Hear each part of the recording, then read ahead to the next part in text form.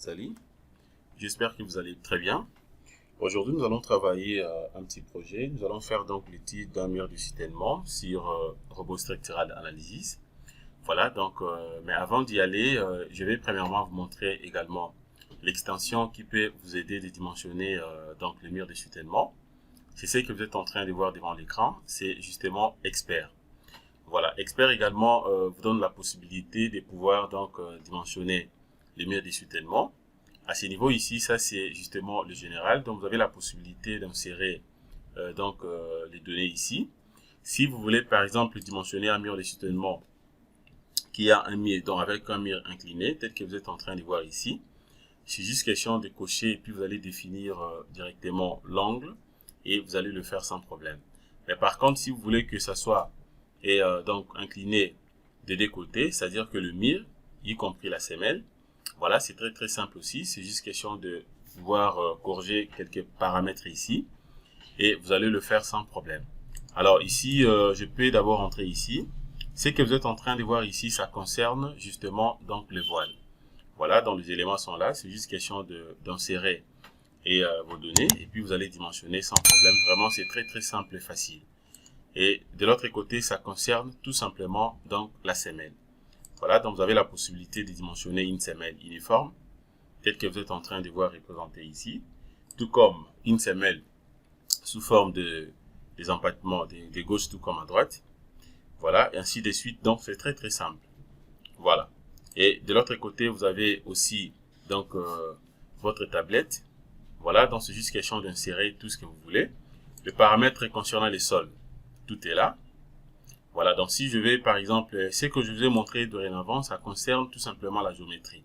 Ça, ce sont des paramètres des sols que vous pouvez manipuler, insérer, donc c'est très simple et c'est facile. Voilà, donc vous avez aussi l'angle de frottement interne, donc tout est là, l'angle de frottement interne, voilà, que vous allez justement définir. Et de l'autre côté, vous avez aussi donc les différentes charges que vous pouvez définir comme vous voulez. Voilà, je peux définir ensemble directement ici, tout comme d'une manière séparée. Voilà, c'est très simple. Et puis, de l'autre côté également ici, vous avez la possibilité d'ajuster un tout petit peu le paramètre des calculs, comme vous voulez. Est-ce que vous voulez dimensionner ça en éli? Voilà, tout est là. Voilà, les coefficients concernant le coefficient de sécurité au glissement, c'est 1.5. Si vous voulez diminuer, par exemple, avoir un coefficient de 2 points de 1.25, ça dépend de vous, ou carrément de 1 point, et 10 ou 1 carrément, ça dépend de vous, tout est là. Ça concerne tout simplement les glissements, et ça c'est pour les renversements. Voilà, donc vous avez la possibilité tout simplement de vérifier, d'insérer quelques paramètres géotechniques, comme je vous ai montré précédemment, et vous allez le faire sans problème.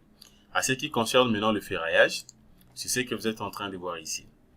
Voilà, donc ici vous avez la classe du béton, donc vous allez définir ici. Si vous voulez avoir la classe du béton 25, vous prenez 25. Ici, vous prenez également, vous mettez tout simplement 25. Donc, ça dépend de ce que vous allez choisir au moment de dimensionnement. Voilà. Et puis, enfin, dès que vous terminez le tout, de l'autre côté, vous aurez directement les résultats. Une fois que vous cliquez ici, vous aurez directement les résultats d'une manière automatique par rapport à tout ce que vous allez faire. Vous avez fait ou vous allez faire. Voilà. Donc, là, j'ai cliqué tout simplement par défaut. Je n'ai rien modifié. Et déjà, quand je clique, voilà ce que je viens d'obtenir. Voilà, à ce niveau ici, étant donné que la présentation des résultats que j'ai obtenus ici, c'est tout simplement par rapport au poussé.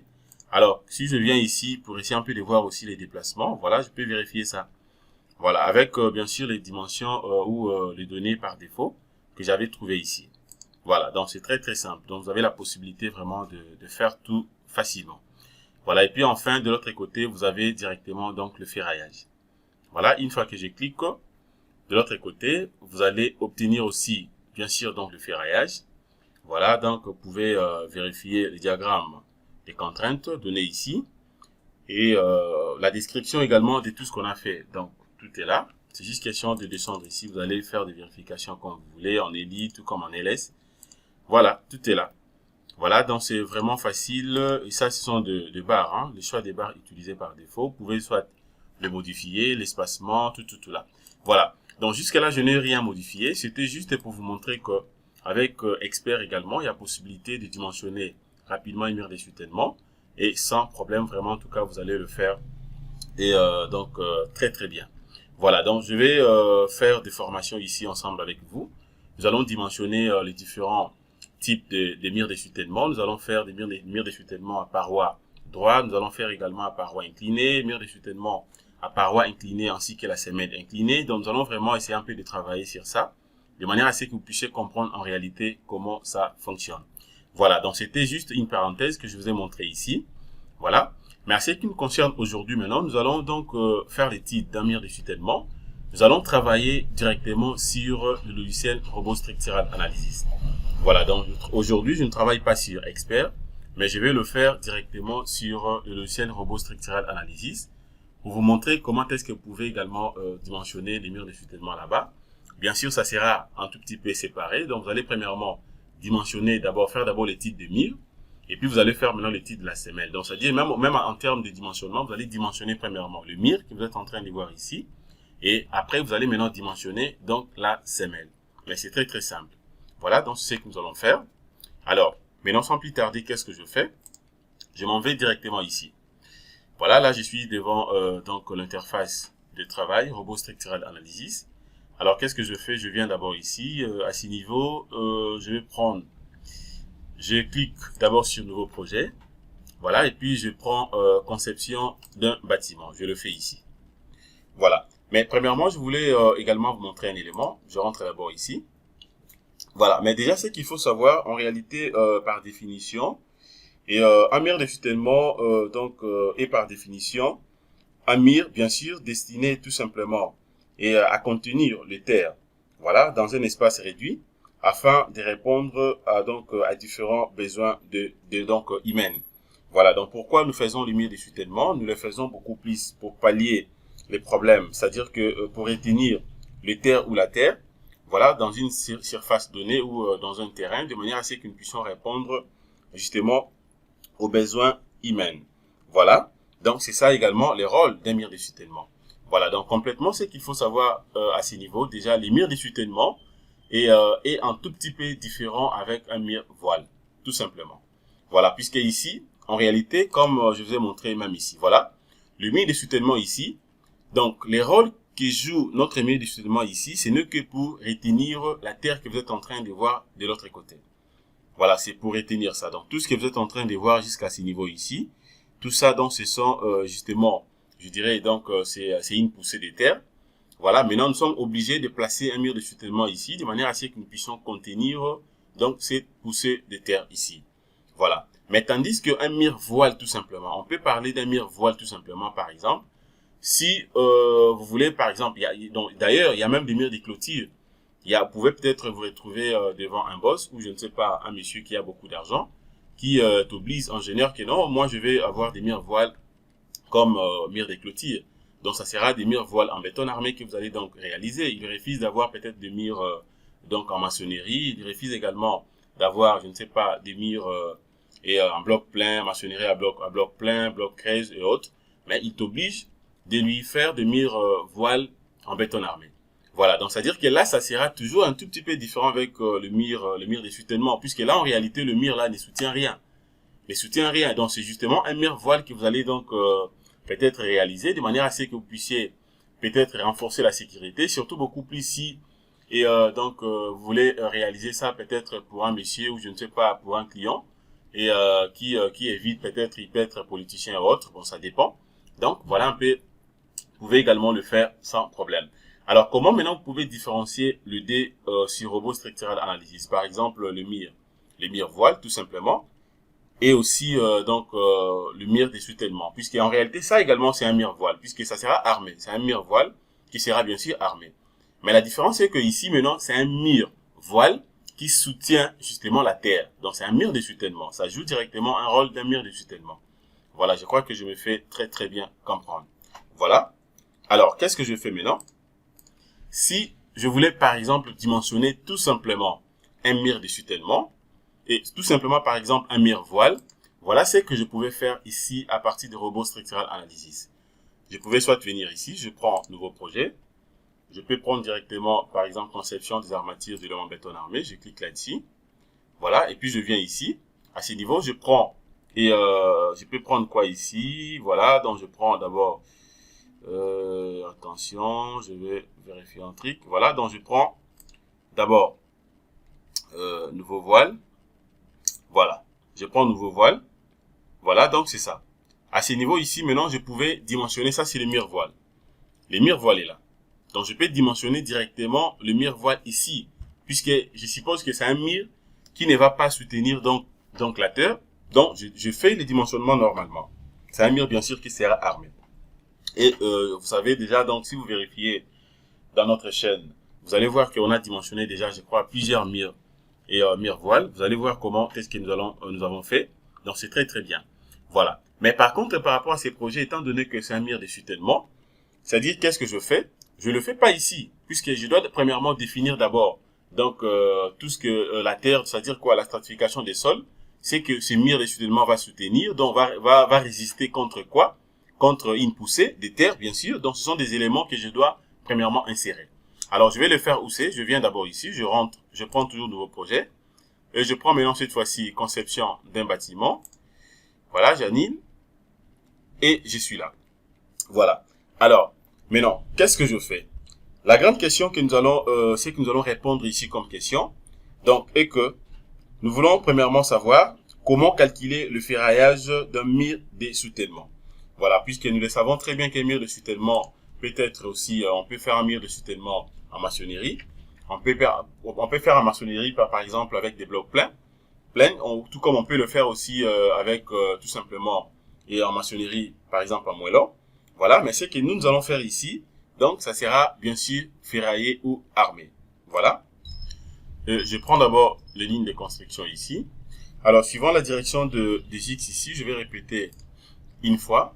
Je vais faire un mire de soutènement donc à une seule travée. Donc, je prends une fois. Espacement de combien? Ça sera, je prends et donc l'espacement de 10 mètres.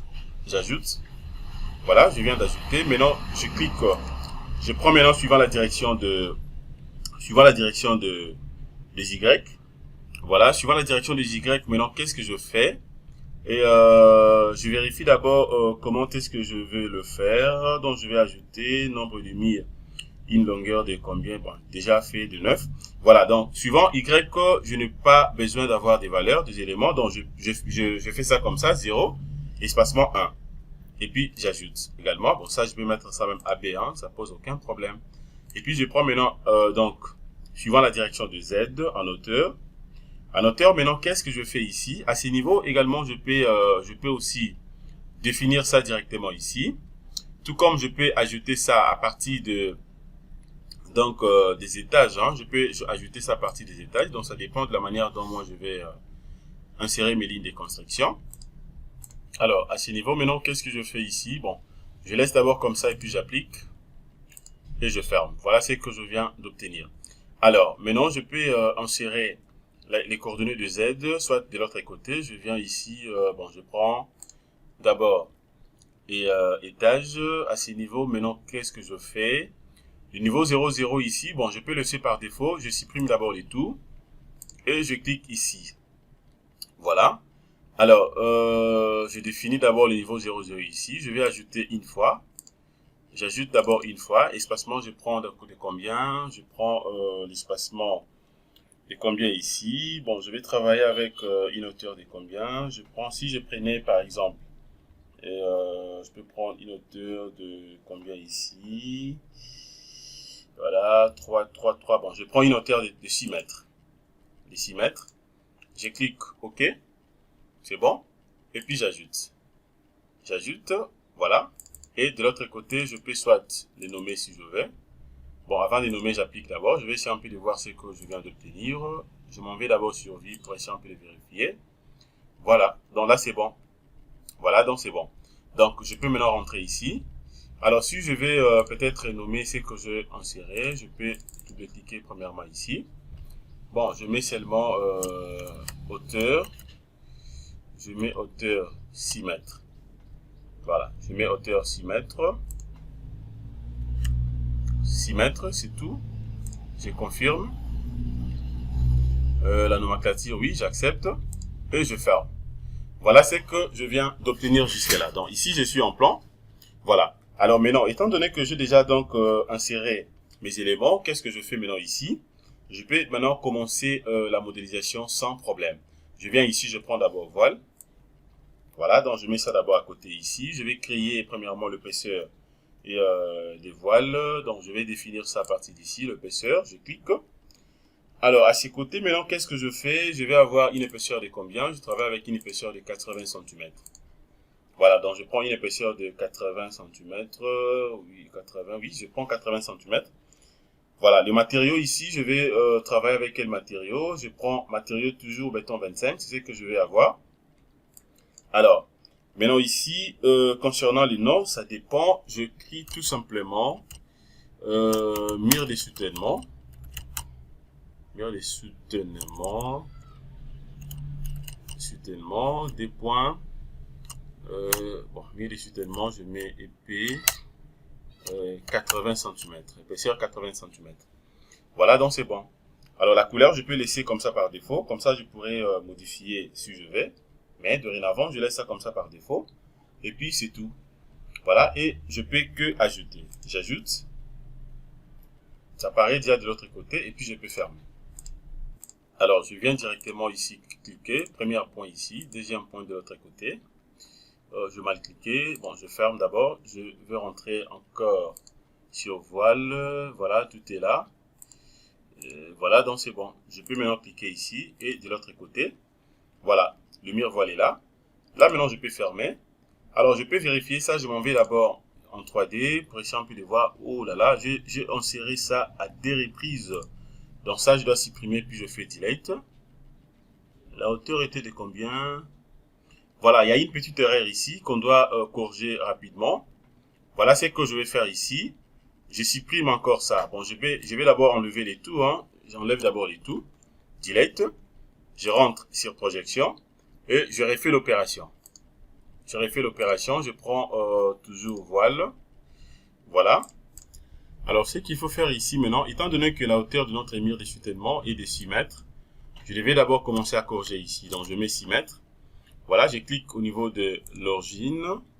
Voilà, premier point, je clique ici. Et de l'autre côté, maintenant c'est bon. Je ferme, je m'en vais sur 3D. Voilà, là maintenant c'est correct. Voilà. Alors maintenant, qu'est-ce que je fais ici? Je suis obligé maintenant de supprimer et de changer justement l'appui que vous êtes en train de voir ici, puisque c'est un rotile. Je vais remplacer ça par un appui encastré linéaire. Donc je viens ici, je prends appui. Je prends d'abord supprimer pour enlever ça. J'enlève ça. Et puis maintenant, je prends l'appui linéaire. Je vais chercher l'encastrement. L'encastrement est là. Et ça, j'applique là-bas. Voilà, maintenant c'est bon. Je peux fermer. Voilà ce que je viens d'obtenir jusque-là. Voilà. Alors, si je vais vérifier même l'épaisseur de l'élément que je viens de décomposer ici, comment je vais le faire? Je fais clic droit, attribut. Attribut, je vais prendre désignation par couleur. Non, je prends panneau épaisseur et F. Je vais cocher ça et j'applique. Voilà, là directement, vous aurez la possibilité donc de vérifier déjà, donc d'avoir l'épaisseur du mur que nous venons d'insérer tout à l'heure. C'est ça l'épaisseur du mur. Voilà. Donc c'est comme ça que vous avez la possibilité justement de pouvoir modéliser déjà donc votre mur. Alors maintenant, nous allons appliquer directement les cas des charges. Pour les cas des charges, je viens ici, je prends cas des charges. Alors, maintenant, je vais insérer, premièrement, les natures des charges. Première nature des charges, je vais prendre, ce sera permanente. Je prends que le poids propre. Voilà, et dit au poids propre, qui sera pris en compte par Robot Structural Analysis. J'ajoute. Voilà, j'ajoute, c'est bon. Alors, deuxième nature, je peux prendre quoi ici? Je prends toujours permanente, mais ici, maintenant, je prends maintenant et la poussée de terre.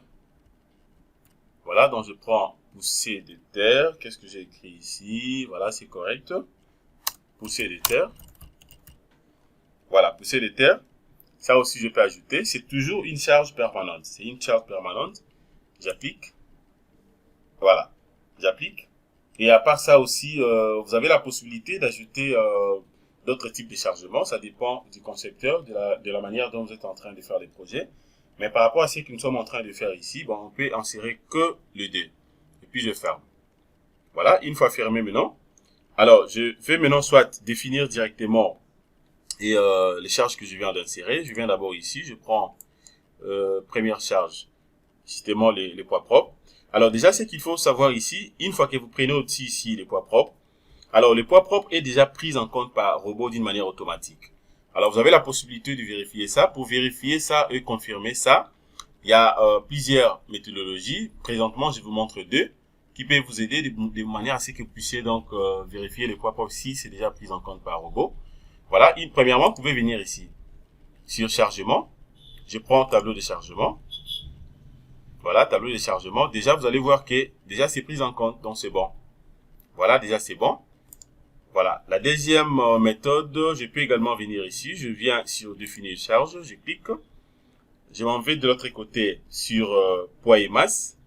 Voilà, je clique. Voilà, vous allez voir que les poids propres est déjà pris en compte. Voilà, une fois que c'est figé comme ça, voilà, ça vous donne même pas la possibilité de cliquer. Cela revient à dire que donc le logiciel robot a déjà donc confirmé ça. Donc c'est déjà défini comme charge par défaut. Voilà. Alors on peut continuer. Et ici je ferme. Alors étant donné que notre émir ici ce qui est beaucoup plus important par rapport au chargement ici, ce n'est que les poussées de terre. C'est ce que je vais maintenant définir. Donc je viens d'abord ici, je prends soit poussée de terre. Alors je prends ici chargement. Je vais prendre maintenant quoi ici? Je prends directement chargement, donc je prends autre charge. À partir d'ici maintenant, je prends charge par sol. Je clique. Voilà ce que je viens d'obtenir. Maintenant, je vais définir directement. Donc, je vais arranger quelques paramètres ici. Alors, maintenant, qu'est-ce que je fais ici? Je commence d'abord à vérifier au niveau de la liste d'objets ici. Il n'y a aucune valeur ici. Il n'y a rien, absolument.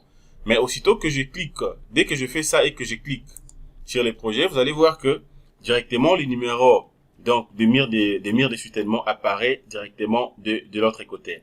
Voilà, donc c'est sur la cage de liste d'objets que vous avez la possibilité premièrement de cliquer là-dessus et puis vous cliquez directement l'élément en question dans notre mur de soutènement et vous aurez directement donc les numéros qui va apparaître de l'autre côté.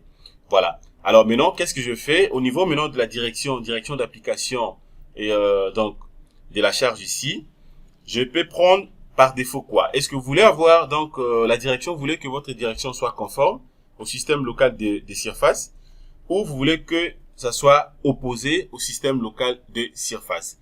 Voilà, donc je prends par défaut, donc je peux prendre ça tout comme je laisse par défaut. Je vais que ce soit opposé. Donc je prends par défaut premièrement opposé. Et puis, maintenant, qu'est-ce que je fais ici? Étant donné que j'ai déjà pris système donc opposé, c'est bon. Alors, je m'en vais d'abord sur paramètres pour essayer un peu d'arranger quelques options également. Voilà, au niveau des paramètres, maintenant, qu'est-ce que je fais ici? Alors, qu'est-ce que je fais maintenant ici? Bon, la limite ici, je mets ça au débit. Je veux que ça commence vraiment tout au débit. Alors, concernant maintenant donc les différentes couches de sol ici. Alors, première couche que moi je vais donc avoir ici, je vais chercher quoi ici? Donc, je prends premièrement argile et limo. Je prends argile et limo mou. Voilà. Alors, je peux définir directement aussi les niveaux dans l'épaisseur ici. Le niveau que moi je vais avoir ici. Bon, je complète d'abord deuxième couche de sol ici. Je vais prendre maintenant cette fois-ci quoi? Je prends donc je peux prendre argile et limo ferme. Voilà, argile et limo ferme. Voilà, bon, vous avez la possibilité d'ajouter comme vous voulez. Donc, premièrement, je prends d'abord ça, argile et limo mou. Deuxième, argile et limo ferme. Et puis, troisième également, je peux ajouter argile très ferme et dure. Voilà, donc ça dépend de votre stratification. Voilà. Alors, maintenant, à ce qui me concerne ici, concernant argile, donc argile et limo mou ici, je vais considérer ça, par exemple, donc je peux considérer ça du début jusqu'à la fin ou carrément vous voulez diminuer. Alors ça dépend de la manière dont vous allez travailler.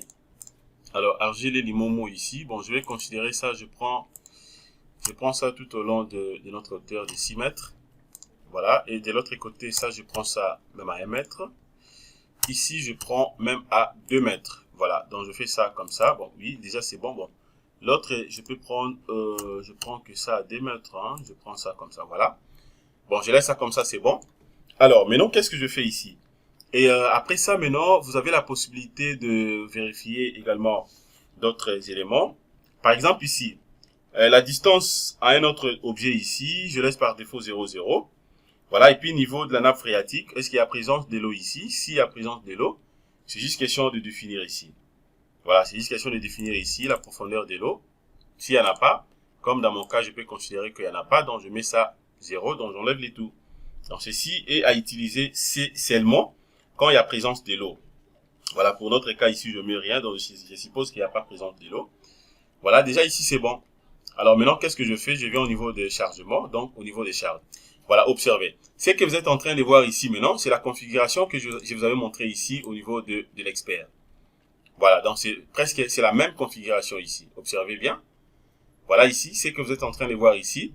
Donc en réalité, tout ce que je changeais de l'autre côté, les sols que vous avez vus ici, c'est ce qui est ici également au niveau de l'expert. Voilà, donc c'est la même chose. Voilà, c'est textuellement la même chose. Voilà, tout est là. Donc, vous avez les noms, vous avez les niveaux, ainsi de suite. Donc, tout est là. Sauf que ici, donc, on a essayé un peu de combiner les deux au même moment. Donc, c'est très, très simple. Donc, c'est très, très bien. Voilà, d'ailleurs, à ce niveau ici, vous serez vraiment rapide au moment où vous êtes en train de calculer les projets. Voilà, donc, tout est là. On a combiné les deux au même moment. Donc, vous pouvez même comparer. Hein. Vous allez voir que c'est vraiment bien. Observez bien. Je vais essayer un peu soit de diminuer ça un tout petit peu pour vous montrer ce que je suis en train de dire. Voilà. Et ça, je mets ça un peu loin. Je peux faire ça comme ça. Voilà, observez. Vous allez voir que tout est identique. Si je viens ici au niveau des chargements, observez, je prends aussi ça. Voilà, tout est là. Voilà. Donc, je vais continuer. Qu'est-ce que je fais maintenant? Et ça, je peux enlever. Donc, je viens... Ça, c'est déjà bon. Je m'en vais au niveau des chargements. Voilà, maintenant, c'est que ici, à 6 niveaux. Voilà, donc je vais essayer un peu de vérifier. Au niveau des chargements ici, voilà, à 6 niveaux ici, vous avez la possibilité, justement, de pouvoir vérifier dans les catégories uniformes que vous êtes en train de voir ici. Voilà, par exemple, à ces niveaux ici, vous avez donc l'angle alpha est là, l'angle bêta, donc c'est juste question de définir comme vous voulez. Donc, voilà, donc par défaut, déjà tout est bien. Je prends le P1, PD, c'est bon. Donc, je viens au niveau de la catégorie ici. Est-ce que vous voulez avoir une catégorie répartie, linéaire ou uniforme? Moi, je prends la catégorie uniforme. Et puis maintenant, de l'autre côté ici, donc la valeur X. Voilà, donc vous voulez avoir des combien ici? Donc à une distance de combien? X égale, je prends X égale à 1 mètre. X égale à 1 mètre. C'est ce que je prends ici. Alors pourquoi je le pris ici? Donc X égale à 1 mètre, ça doit, donc justement, le 1 mètre doit être supérieur. Donc il faudrait que vous puissiez placer donc 1 dans le sens que est supérieur à 0. Sinon, il n'y aura pas donc le fait et de la valeur des surcharges que nous allons donc définir ici. Voilà, donc je vous prends ça comme ça. Et puis maintenant, qu'est-ce que je fais ici? La valeur de la surcharge que je vais définir ici, voilà, c'est l'unité aussi est là. Je prends une valeur de combien? Je prends une valeur de 15. Voilà, donc je prends ça comme ça. Une valeur de 15. Et c'est bon, hein? Ça reste quoi également? Je prends une valeur de 15 kN par mètre carré. Voilà. Et puis maintenant, qu'est-ce que je fais ici? Si vous voulez définir encore d'autres surcharges, ça dépend de vous. C'est juste question de cliquer ici et vous allez définir comme on veut. Voilà. Alors voyons maintenant l'illustration de schéma et la manière dont donc la division des contraintes se fera donc directement entre l'angle alpha et bêta. Alors je viens d'abord ici, je viens au niveau des résultats. Voilà, je vais décocher d'abord le D pour essayer un peu de voir. Voilà, donc ça c'est la contrainte. La distribution des contraintes entre par rapport à l'angle alpha et bêta que nous venons donc d'arranger les paramètres. Voilà comment ça va se représenter de part et d'autre. Voilà, et puis maintenant qu'est-ce que je fais? Je décoche d'abord le D pour essayer un peu de voir. À la limite ici 50, ça varie Z09 P50 kPa. Voilà, bon, je vais rentrer d'abord ici. La répartition des poussées d'après la norme, voilà, je laisse comme ça par défaut, ça c'est bon. Ça c'est bon. Voilà, alors une fois que je modifie également, shift valeur, vous allez voir que de l'autre côté également, les résultats donc vont changer. Voilà, donc déjà c'est bon. Alors maintenant, qu'est-ce que je fais ici? Et si vous décochez le D ici, voilà, c'est que si je coche le D, observez, donc la contrainte aussi change. Voilà, donc ça change. Je décoche le D, voilà ce que je viens d'obtenir. Alors, qu'est-ce que je fais maintenant? Alors, observez, je vais vous montrer quelque chose ici. Vous voyez ici, donc tout est bien ici, puisque une fois que je coche, la contrainte aussi varie ici. Mais dès que je rentre ici, observez, je vais mettre ici en P0, j'annule. C'est comme si que je n'ai pas une surcharge uniforme ici, je n'ai rien ajouté. Observez, maintenant je m'en vais de l'autre côté. Voilà, il y a un message qui apparaît. Charge N1 ici, pas d'influence de la charge. Donc, c'est-à-dire qu'il n'y a pas présence de la charge. Et voilà, il y a un message qui est là. Donc, étant donné que le logiciel est tellement intelligent, c'est pour cela que je viens d'obtenir ça. Alors, je peux rentrer également ici. Ça, c'est la surcharge uniforme. J'ai une valeur de 15 ici. Voilà, de 15 kN par mètre carré. Alors, maintenant, qu'est-ce que je fais ici? Si je change également la catégorie ici et que je prenais une catégorie répartie, donc c'est-à-dire que j'ai également la possibilité de définir ça suivant donc une distance qui varie. Voilà, donc j'aurai ici, je peux définir le premier alpha ici, et puis le premier bêta ici. De l'autre côté, je peux insérer maintenant le deuxième, ainsi de suite. Donc, au fur et à mesure, vous êtes en train d'insérer donc la variation de vos charges réparties, vous insérez également. Alors, si je vais considérer ça comme une charge linéaire également, j'aurai sous forme d'une charge concentrée ici. Là, maintenant, ça sera en kilonewtons par mètre. C'est que je vais insérer ici. Voilà, donc vous avez la possibilité en tout cas de traiter tous les cas comme vous voulez. À ce qui nous concerne, je prends uniforme. Voilà, donc je mets les 15. Donc c'est partout c'est uniforme. Donc je rentre ici sur vie. Sur résultat plutôt. Alors voilà, étant donné que tout est bien, la contrainte également, je viens de vérifier. Je n'ai pas de problème là-dessus. Alors maintenant, qu'est-ce que je fais maintenant à présent? Je peux que continuer tout ce que nous sommes en train de faire.